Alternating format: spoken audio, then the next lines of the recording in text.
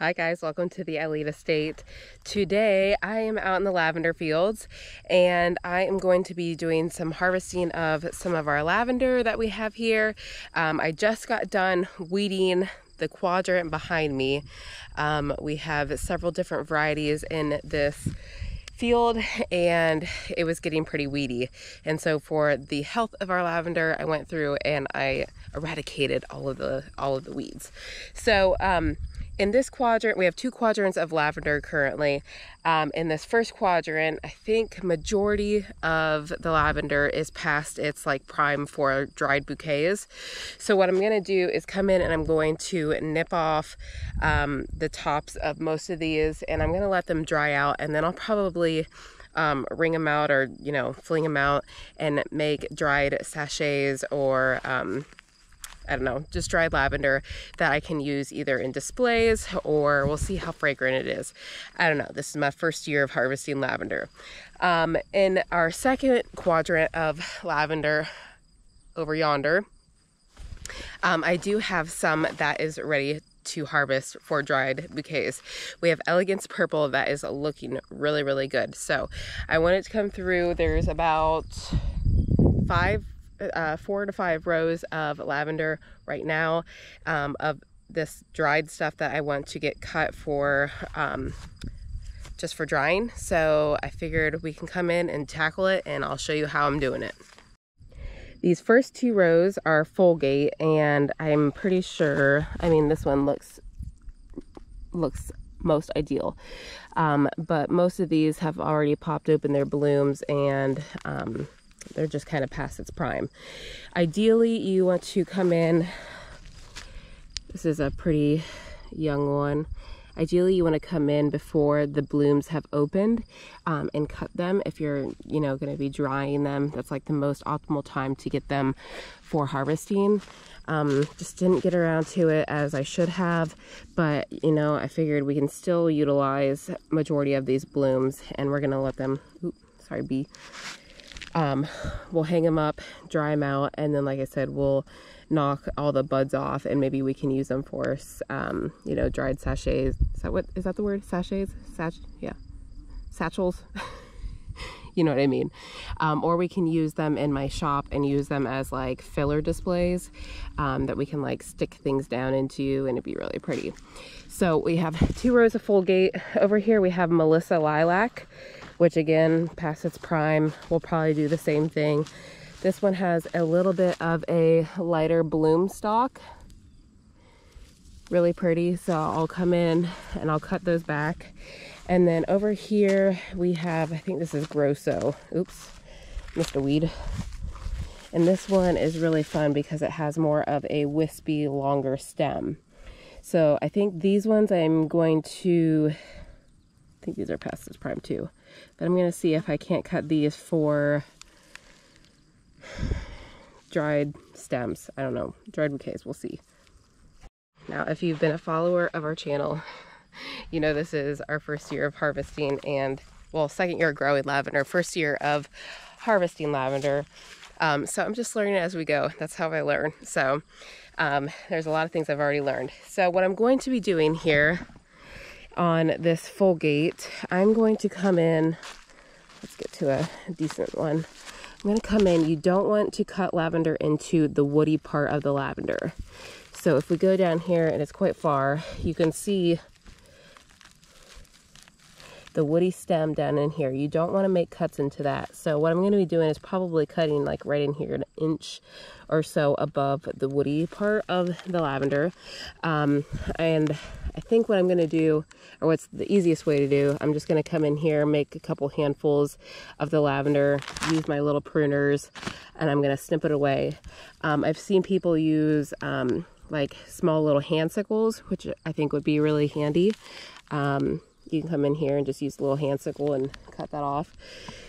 But I'm just going to get both of these rows of the Fulgate, the Melissa Lilac, and then same with the Grosso, all in the same way, about 1 inch above the woody stem of the lavender.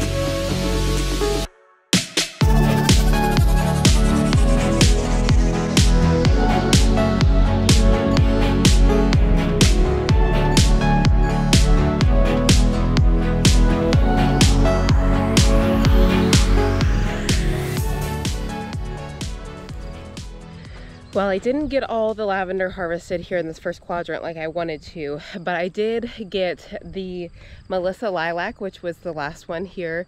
It was white. You know, the one thing that I have learned about growing lavender is I always thought that lavender was just one lavender smell, like the classic lavender scent, you know. But the different varieties hold different scents to them. The Melissa lilac, I noticed, had a little bit more of a tang, or like a sweet tang to it, compared to some of the other ones.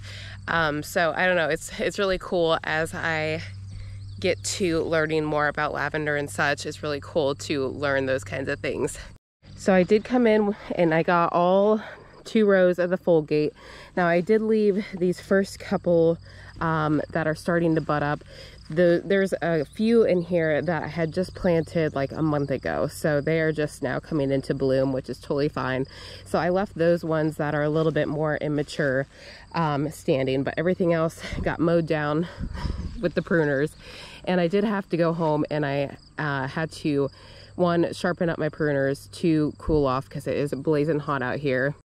I don't know why I thought coming out here in the hot afternoon would be so great, because 1, I'm messing with the bees. I'm taking all of their yummy pollen, and 2, it's hotter than you know what out here. So anyway, I guess it's the time that I had, so I made it available. And then I came back out and I spent the last half hour and I got Melissa lilac all done, which is really nice. So this is the leftovers of Melissa lilac. And I think I'm going to have to utilize this as like dried, like loose dried lavender.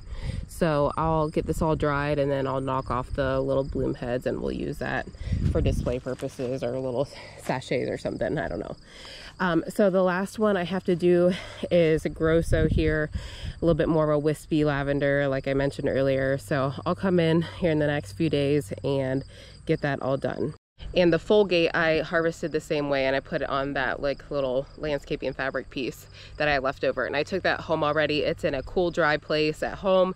I spread it out on the floor so that it can dry. I'll put a fan on it so there's nice airflow. That's the only thing you want to make sure, is that your lavender doesn't mold, and so you want it in a cool dry place, ideally maybe out of the sun, so that way the colors kind of stay intact. But so I will take this Melissa lilac home. I will do the same thing and we'll get those dried, and then I can knock off the tops and use it for display purposes, or we can sell them as little, is it sachets? Am I saying that right? Am I thinking of the right word? Because I feel like I'm not. But anyway, I just wanted to take you along with harvesting our lavender here. Like I said, I will have another harvest of the Elegance Purple. I saw that a bunch of our Munstead is coming into bloom now. I feel like the things that we planted this spring are a little delayed in bloom time, which is fine because it gives me plenty more time to get all the things done. So I will have more harvesting videos ahead. So if you haven't already, please subscribe, and then that way we can all learn together. So anyway, thank you guys for visiting the Elliott Estate, and I will see you the next time we get to harvesting this lavender.